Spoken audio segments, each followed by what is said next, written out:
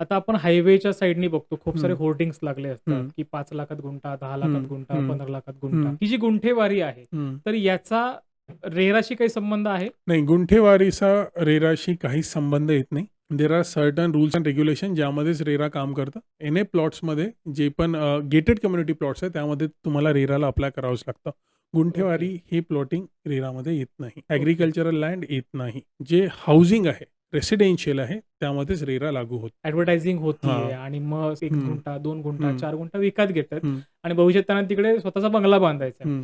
मग या केसमध्ये तिथे परमिशन कोणाकडून घ्यायची आणि समजा न परमिशन घेता हं. बांधलं, तर जसं कुदळवाडीला झालं, तसं होऊ शकतं? यामध्ये बघा आता गुंठेवारीमध्ये जर तुम्ही प्लॉटिंग घेताय, तर मी जसं पहिले सांगितलं कोणता लीगल कन्सल्टंट हायर करा, तिथला 7/12 चेक करा, कोणाच्या हां. नावावर ती जागा होती ते चेक करा. जागेचे डॉक्युमेंट व्हेरिफाय करा, त्याच्यानंतरच जागा घ्या. खूपशी गुंठेवारी ॲग्रीकल्चरल लँडवर होतं, मग त्याला एन-एमध्ये कन्व्हर्ट करून घेतलं जातं. या गोष्टी होऊ शकतात.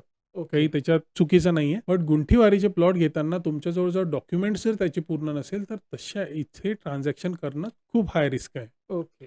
तर तुम्ही हा रिस्कचा विचार करता, ट्रान्सपरन्सीचा विचार करता, तुम्ही पहिले त्या प्रत्येक जागेचे गुंठेवारीवर जेव्हा तुम्ही प्लॉट घेता त्याचे डॉक्युमेंट व्हेरिफाय करणं खूप गरजेचं आहे. ओके. म्हणजे डॉक्युमेंट जर क्लिअर असेल तर घ्यायला हरकत हरकत नाही.